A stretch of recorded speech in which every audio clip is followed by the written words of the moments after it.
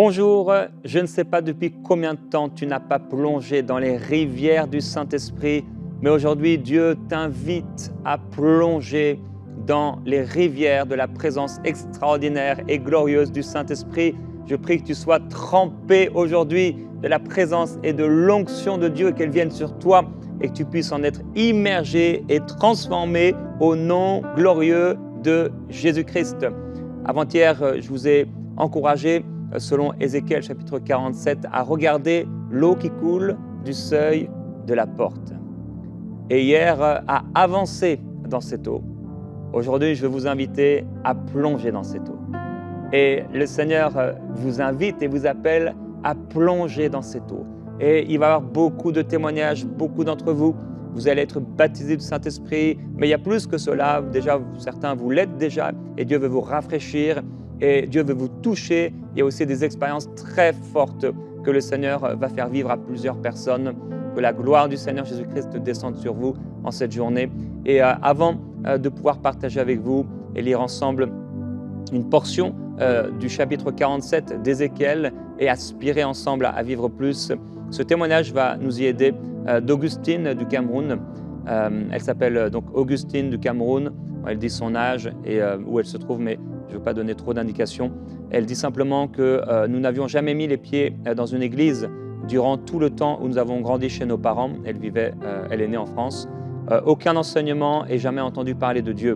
Sauf moi qui lui parlais quand j'étais enfant, car il y avait beaucoup de violences physiques, psychologiques et émotionnelles, même des abus sexuels par l'inceste de façon répétée et pendant plusieurs années, sans qu'aucune de mes sœurs et moi en parle ouvertement. J'ai grandi dans la peur avec une mère maltraitante qui était remplie d'un esprit de colère et qui voulait dominer dans toute la maison, même sur mon père, son mari. Lui qui était physiquement présent mais psychiquement absent, jamais de réconfort et de protection. J'ai grandi dans une famille très dysfonctionnelle où je vous passe tous les détails de violences que j'ai subies sans pouvoir me défendre. Je faisais même pipi au lit jusqu'à mon adolescence, tellement j'avais peur chaque soir que quelque chose m'arrive. L'événement qui m'a le plus marqué est le jour où ma mère m'a torturé physiquement pour me punir parce que j'avais volé dans un magasin, j'avais presque 11 ans. Je me suis construite avec une magnifique forteresse d'apparence joyeuse, heureuse, extravertie, à toujours vouloir que les autres m'aiment et soient heureux. J'ai donc évolué en fondant moi-même ma famille avec un homme totalement différent de moi au niveau du caractère. Je lui ai fait payer toute la colère que j'avais enfouie au-dedans de moi à cause de toutes les maltraitances vécues dans mon enfance et dans l'adolescence. Il a été comme un dommage collatéral. J'ai aussi été addict à la pornographie, etc. Je vous passe certains détails. Depuis ma jeune enfance, à cause des abus sexuels de mon oncle et de mes cousins, j'étais obsédé par le plaisir sexuel. J'ai eu des relations avec beaucoup d'hommes car je cherchais l'amour, celui de mon père que je n'avais pas eu. J'ai donc été aussi cette femme adultère et je l'ai révélé à mon époux, ce qui a provoqué notre séparation avec 3 jeunes enfants que nous élevions ensemble. Ça, c'est vraiment la partie noire de ces témoignages. Mais dans tous ces drames, le Seigneur Jésus m'a fait la grâce de le rencontrer au printemps 2020, en plein confinement, lors des émissions Prières inspirées. Je n'avais jamais entendu parler de Jésus auparavant. Quelle grâce! Puis le processus de délivrance a commencé à ce moment-là. Depuis que je suis séparé, Dieu travaille mon cœur et a reconstruit totalement ma vie et mes pensées. J'ai tellement prié pour pardonner à tous les membres de ma famille qui m'avaient blessé. J'ai eu beaucoup de difficultés au niveau professionnel et relationnel parce que j'étais profondément blessé à l'intérieur. Tout était enfoui, caché dans le cœur. Je faisais la femme forte devant tout le monde, comme elle a pu l'expliquer. Et maintenant, le Saint-Esprit m'a dit de retourner voir mes parents, que je n'avais pas vus depuis 1 an et demi, pour leur demander pardon et surtout ne pas chercher à les convaincre de quoi que ce soit vis-à-vis de ma foi, de ma conversion et de mon salut. J'ai donc été seul, sans mes enfants, et je fais confiance à Dieu pour garder ma bouche et mon cœur de tout reproche et de tout blâme. J'ai décidé d'être obéissante au Seigneur et honorant mes parents. Cela me tenait vraiment à cœur malgré toutes les tentatives nombreuses de l'ennemi pour me ramener en arrière avec des mauvaises pensées et des cauchemars sur ce que j'avais vécu et moi-même fait dans l'impudicité pendant de très nombreuses années. J'ai suivi la voix du Saint-Esprit de Dieu qui me disait que maintenant c'est bon, tout est accompli. Pour finir, Jésus m'a élevé au-dessus de cette histoire de mon enfance, au-dessus des troubles et de l'histoire de ma famille où il y avait beaucoup de sorcellerie dont mes sœurs et moi n'avions pas connaissance, ni même conscience, puisque nous n'étions que des enfants. Je suis né de nouveau et je rends grâce à Dieu pour l'œuvre parfaite qu'il parachève en moi. Je suis touché de regarder ma mère avec un regard nouveau, car j'ai compris que le diable agissait au travers d'elle pour me détruire. Dieu est merveilleux. Ma mère a donné sa vie à Jésus à 62 ans et elle est elle-même dans son processus de restauration. que notre Père Céleste a prévues pour elle. Merci EMCI d'être obéissant. Vous aussi aux instructions de Dieu, parce que les encouragements donnés dans toutes vos émissions m'ont propulsé dans les plans que Dieu avait prévus d'avance pour moi. Je vous aime et suis ravi de faire partie de la famille des partenaires. Que Dieu soit glorifié. Extraordinaire témoignage. C'est tellement magnifique de voir ce que Dieu a fait. Tellement magnifique de voir ce que Dieu fait lorsque quelqu'un plonge dans la rivière de son amour, quand quelqu'un plonge dans la rivière de sa présence. Et aujourd'hui, je veux déclarer qu'alors que tu vas plonger, tu vas être guéri toi aussi, quelle que soit l'enfance que tu as eue, quelles que soient les difficultés que tu as eues, que ce soit en dehors de l'Église, que ce soit dans l'Église. Aujourd'hui, en plongeant dans la rivière de l'amour de Dieu, tu vas être guéri. Ensemble, nous pouvons chanter avant de pouvoir partager sur Ézéchiel ce chant « Plonge-moi dans ta rivière d'amour », mais que ce soit plus qu'un chant, que ce soit vraiment une prière qui sort de ton cœur, mon frère, ma sœur, un désir ardent de toucher Jésus. Plonge-moi dans ta rivière d'amour,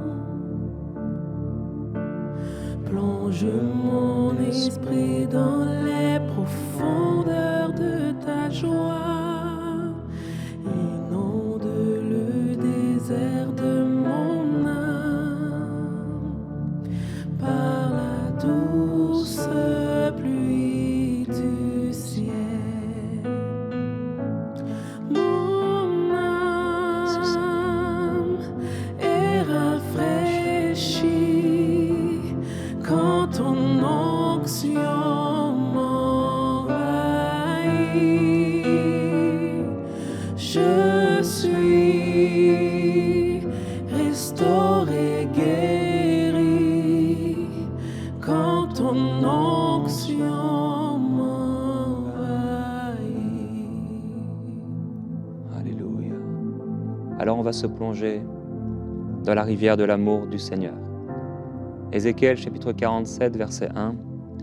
Nous lisons « Il me ramena vers l'entrée de la maison, et voici que de l'eau sortait sous le seuil de la maison à l'est. » On sait qu'il va avancer avec l'ange de Dieu, et il va voir cette eau qui coule sur le côté droit. Et ensuite, l'homme va sortir avec lui, et donc il va l'amener à traverser cette eau qui coule, 500 mètres et 500 mètres encore. Donc d'abord jusqu'aux chevilles, ensuite jusqu'aux genoux, ensuite jusqu'aux reins. Et on arrive au verset 5. « Il mesura encore 1000 coudées. C'était un torrent que je ne pouvais traverser, car l'eau était si profonde qu'il fallait y nager. C'était un torrent qu'on ne pouvait traverser. Il me dit, « As-tu vu, fils d'homme ?» Il me conduisit et me ramena au bord du torrent. Quand il m'eut ramené, voici qu'il y avait sur le bord du torrent beaucoup d'arbres de chaque côté. Il me dit, « Cette eau sortira vers le district oriental, descendra dans la Araba et entrera dans la mer. Lorsqu'elle se sera jetée dans la mer, il s'agit de la mer morte, les eaux de la mer deviendront saines, ou encore littéralement seront guéries. Tout être vivant qui se meut vivra partout où le torrent arrivera, et il y aura une grande quantité de poissons, car cette eau arrivera là-bas, et les eaux deviendront saines, et il y aura de la vie partout où arrivera le torrent. » Alors, quand tu rentres dans le fleuve de Dieu, ta vie est transformée. Tu n'es plus jamais la même personne comme nous l'avons entendu dans ce magnifique témoignage. Tu es transformé et changé. Et donc, c'est un torrent.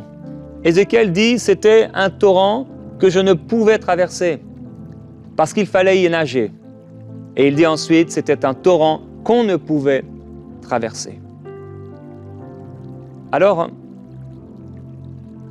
je voudrais aujourd'hui t'encourager à pouvoir non seulement regarder comme on l'a vu, non seulement avancer dans le fleuve, mais à ne pas t'arrêter au niveau des reins. Et ça demande beaucoup d'humilité et une disposition de cœur où on laisse Dieu faire. Une grande dépendance au Seigneur. que de continuer à avancer quand on ne contrôle plus rien. Beaucoup de chrétiens sont sur la rive en train de regarder les autres avancer dans le fleuve de l'esprit. D'autres ont commencé à marcher dans le fleuve de l'esprit et ils ont de l'eau jusqu'aux chevilles. Certains ont de l'eau jusqu'à leurs genoux, leur vie de prière est transformée. D'autres jusqu'à leurs reins, ils sont capables de créer en Dieu, de porter du fruit. Mais Ézéchiel se retrouve devant ce torrent et devant ce fleuve. Et il fait une étonnante conclusion. Étonnante conclusion. Il fait une remarque, il dit « C'est un fleuve ou un torrent qu'on ne pouvait traverser. » Mais la conclusion qu'il fait, c'est qu'il dit « Car l'eau était si profonde qu'il fallait y nager. » Je vous ai partagé il y a plusieurs années, en 2012, lorsque j'ai eu cette vision. Nous étions d'abord un songe. J'étais à la maison et j'ai entendu cette voix, Walk in Love, avec cette eau qui sortait du seuil de la porte. Et plus tard, nous étions en prière avec l'équipe de MCI quelques années plus tard. Et j'ai eu cette vision spirituelle. D'abord, j'ai vu le Seigneur Jésus en face de Michael. Je n'ai pas vu son visage de manière claire, mais simplement son ombre. Et qui tendait les bras vers Michael. Et le Seigneur Jésus l'a contourné, s'est présenté en face de moi et a mis ses bras ainsi. Donc, je me suis levé, je suis resté les yeux fermés pendant un temps comme cela, attendant qu'il se passe quelque chose. Et quand tu as une vision, tu ne réalises pas encore exactement ce que c'est, la profondeur. Et au bout d'un moment, je me suis rassis. Une fois rassis, là, j'ai eu une vision et j'ai vu en face de moi une source d'eau sans fond, avec des cascades d'eau gigantesques en face de moi, et cette eau sans fond. Et alors, j'ai eu envie d'y aller, et je ne sentais pas de limite ou de blocage ou d'empêchement pour pouvoir entrer dans cette eau, et j'aime nager, je suis entré dans cette source. Et j'ai commencé à nager, à me retrouver peut-être au centre de cette source, et c'était comme une invitation, c'était normal, il fallait que je plonge dans cette eau. Et j'ai plongé dans cette eau. Ayant plongé dans cette eau, et tout cela était une représentation de l'amour de Dieu, ayant plongé dans cette eau, moi qui m'attendais à voir des poissons multicolores, des fonds marins magnifiques, comme j'aime cela, c'était sombre. Et tout à coup, un battement du cœur de Dieu m'a traversé. Un battement du cœur de Dieu m'a traversé. Et il a suffi de ce battement du cœur de Dieu qui me traverse un instant pour que ma vie soit complètement transformée. J'aimerais que tu puisses encore chanter avec nous. Seigneur, plonge-moi. Plonge-moi dans ta rivière d'amour. Fais-moi expérimenter, Seigneur,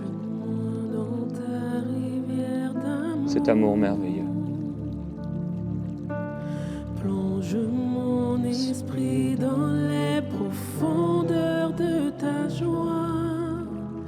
Inonde le désert de mon âme par la douce pluie du ciel. Plonge-moi dans ta rivière d'amour. Dis-lui, plonge mon esprit. Plonge mon esprit dans les profondeurs de ta joie. Inonde le désert de mon âme par la douce pluie du ciel. Mon âme est rafraîchie. Mon âme est rafraîchie. Quand ton onction m'envahit. Quand ton onction m'envahit. Je suis restauré et guéri. Dis-le. Je suis restauré, guéri. Quand ton onction m'envahit. Quand ton onction m'envahit. Déclare-le encore, mon âme est rafraîchie. Mon âme est rafraîchie. Oh oui, que ton onction vienne, Seigneur. Quand ton onction Que ton onction touche mon frère et ma sœur. Comme tu m'as touché avec ton amour. Restauré, guéri. Que ton amour les restaure et les guérisse.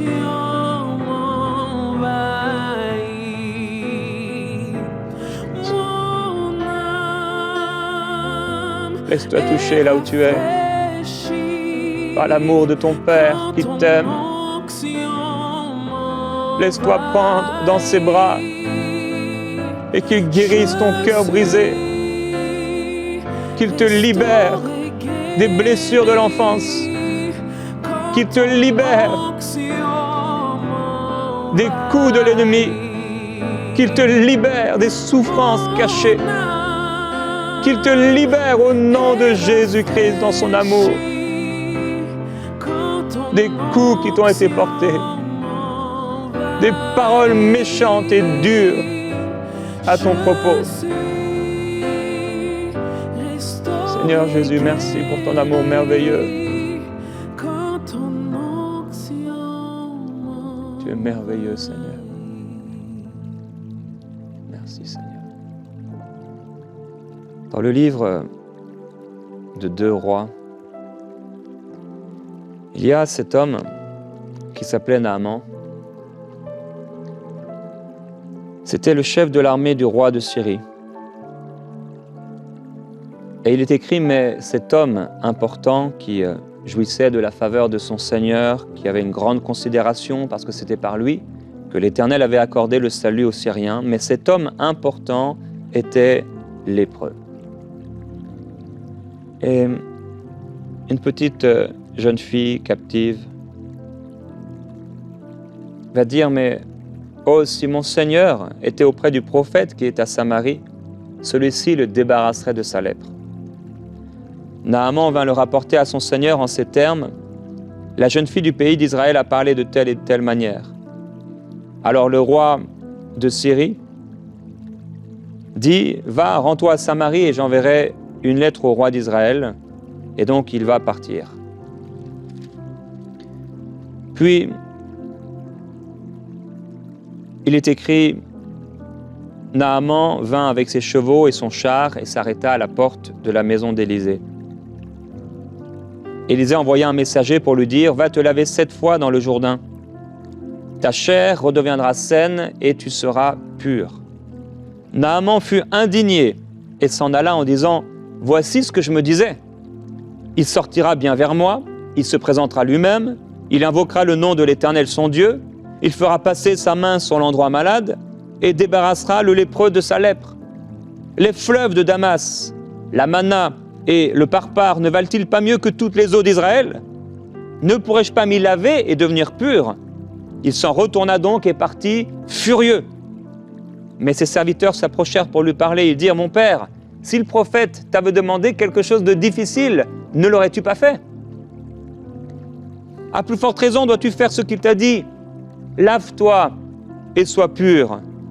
Il descendit alors et se plongea 7 fois dans le Jourdain, selon la parole de l'homme de Dieu, et sa chair redevint comme la chair d'un jeune garçon, et il fut pur.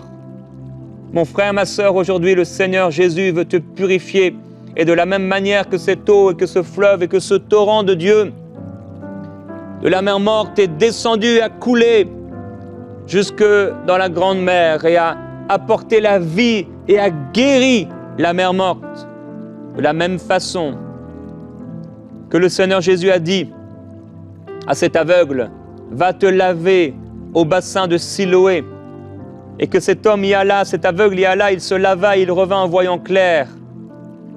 De la même façon que Philippe a été amené, dirigé par le Saint-Esprit vers cet homme eunuque, qui était en train de lire Ésaïe, chapitre 53. Et cet homme, ayant le cœur ouvert et recevant la révélation de Jésus-Christ, ayant vu de l'eau, dit à Philippe, « Qu'est-ce qui m'empêche d'être baptisé ?» Et Philippe lui dit, « Si tu crois de tout ton cœur, cela est possible. » Et l'eunuque va répondre, « Je crois que Jésus-Christ est le Fils de Dieu. » Et Philippe va maintenant plonger et baptiser cet homme dans l'eau. Et quand ils furent sortis de l'eau, l'Esprit du Seigneur enleva Philippe et l'eunuque ne le vit plus, mais il poursuivit sa route tout joyeux. Je prie que tu vives un baptême d'amour qui va bouleverser, transformer toute ta vie. Je prie que tu sois assaini comme l'eau, comme cette eau, que tu sois assaini. Je prie que tu te plonges et que plongé dans cette eau, tu sois transformé. Le Seigneur Jésus, un jour, a pris un bassin. Il s'est entouré d'un simple linge et il a commencé à laver les pieds des disciples.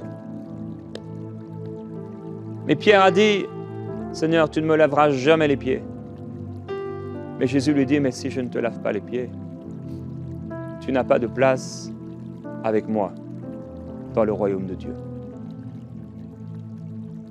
Et cette eau dans le bassin du Seigneur Jésus, c'est cette même eau qui sortait du fleuve, du temple. Cette même eau qui sort du trône de Dieu. Cette même eau qui, devant le trône de Dieu, est comme une mer de cristal. Cette même eau qui, dans le jardin d'Éden, coulait et apportait la vie et arrosait tout le jardin. Et cette même eau qui, dans la Nouvelle Jérusalem, est ce fleuve qui sort du trône de Dieu, limpide comme du cristal. Que cette eau te purifie maintenant. Que cette eau te libère maintenant. Et je veux t'encourager à y plonger. Au nom de Jésus-Christ, à y plonger. Plonge maintenant. Plonge maintenant dans la présence de Dieu. Plonge maintenant dans la rivière de l'Esprit. Plonge, n'aie pas peur. Ézéchiel a dit, eh bien, c'est un torrent qu'on ne pouvait traverser parce qu'il fallait y nager. Et moi, je te dis, à cause du sacrifice de Jésus-Christ, de sa vie, de sa mort et de sa résurrection, plonge et nage dans le torrent de l'Esprit. Plonge et nage dans le torrent de la vie, l'eau coulée, l'eau sortie du côté de Jésus-Christ. L'eau et le sang apportant la vie. Si tu entends ma voix aujourd'hui, que tu n'es pas né de nouveau, si tu meurs aujourd'hui, tu ne sais pas où tu vas, reçois Jésus-Christ dans ton cœur. Reçois le pardon de tes péchés, alors que tu te repens devant celui qui donne et qui offre l'eau de la vie gratuitement. Tu ne pourras jamais payer ton salut. Mais là où tu m'entends maintenant, là où tu te trouves, dis-lui, Seigneur Jésus, je te demande pardon pour tous mes péchés, d'avoir vécu ma vie loin de toi. Et tout comme j'ai entendu ce témoignage de cette femme, je veux que ma vie soit transformée. Je veux vivre pour toi à partir d'aujourd'hui. Je te donne mon cœur et ma vie. Je veux plonger dans cette eau. Fais-moi plonger dans l'eau de ton amour. Et change ma vie. Je reçois la vie éternelle. Je crois que tu es mort pour moi, Jésus. Je crois que tu es ressuscité et que tu es vivant aujourd'hui. Et je vivrai pour toi. Mon frère, ma sœur, plonge dans cette eau. Plonge dans cette eau.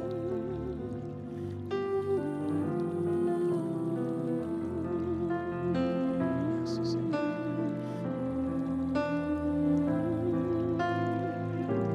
Je suis Oui, déclare-le. restauré, guéri. L'onction du Seigneur est là. Quand ton onction La présence du Seigneur est dans ce lieu. plonge-moi dans ta Je crois que l'Esprit de Dieu rivière d'amour. va encourager Plonge à vous mon inviter esprit dans l'air Plusieurs personnes d'entre vous à vous plonger dans l'eau. Certains vous sentez dans votre cœur depuis tout à l'heure. Vous devez vous laver le visage. Et de la même manière que Naaman a dû se plonger dans l'eau cette fois. Le Seigneur Jésus-Christ va guérir plusieurs personnes aujourd'hui. Si tu es malade, si tu as des problèmes de peau, comme Naaman, si tu as une infirmité quelconque, des problèmes dans ton sang, des problèmes dans tes organes, des problèmes dans l'intimité, règles douloureuses, problèmes de sel, toutes sortes de problèmes. Maintenant, va au robinet. Va maintenant là à ton évier. Fais couler l'eau maintenant, par la foi. Et prends cette eau et mets-la sur ton visage. Fais-le 7 fois avec foi. Fais-le 7 fois. Comme Ézéchiel a avancé, et il a continué d'avancer. Maintenant, déverse cette eau de guérison sur toi. Père, que cette eau soit une eau de guérison et de libération. Plusieurs personnes, vous êtes libérées maintenant, au nom de Jésus-Christ, d'œuvres démoniaques et sataniques. Plusieurs personnes, vous êtes guéries maintenant de toutes ces maladies. Au nom de Jésus, recevez la guérison. Alors que vous vous lavez maintenant, comme simplement une manifestation, une démonstration de foi. Recevez la guérison. Maintenant, au nom de Jésus-Christ, crois qu'alors que tu te laves le visage, tu reçois cette guérison. Tu reçois cette guérison. Cette eau que tu portes à ton visage, c'est cette eau qui est sortie du côté de Jésus. C'est cette eau du jardin d'Éden. C'est cette eau qui sortait du temple. C'est cette eau qui sort du trône de Dieu. C'est cette eau dont Jésus a parlé. Cette eau vive qu'il donne gratuitement à ceux qui ont soif. Prends cette eau et sois guéri au nom de Jésus-Christ. Sois libéré maintenant de la tête aux pieds. J'ordonne à toute maladie maintenant de quitter ton corps. Au nom de Jésus, à tout démon, à toute oppression, à toute malédiction, à tout joug, à toute chaîne, d'être brisée et de s'écarter de ta vie au nom de Jésus-Christ. Alors que tu plonges dans cette source sans fond de l'amour de Dieu, tu es libéré, tu es guéri, tu es restauré. Oui. Quand ton onction m'envahit, Disons encore, plonge-moi. plonge-moi dans ta rivière d'amour. Plonge mon esprit dans les profondeurs de ta joie. Dis-lui, inonde. Inonde le désert de mon âme. À la douce. Par la douce pluie du ciel.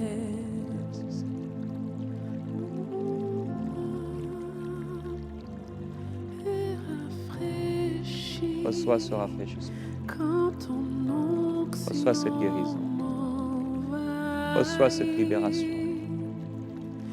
Il y a des cœurs brisés qui sont guéris maintenant. Le Seigneur Jésus guérit ton cœur. Tu n'auras plus à vivre les conséquences des actes qui ont été faits contre toi et des souffrances que tu as vécues. Le Seigneur Jésus te libère maintenant.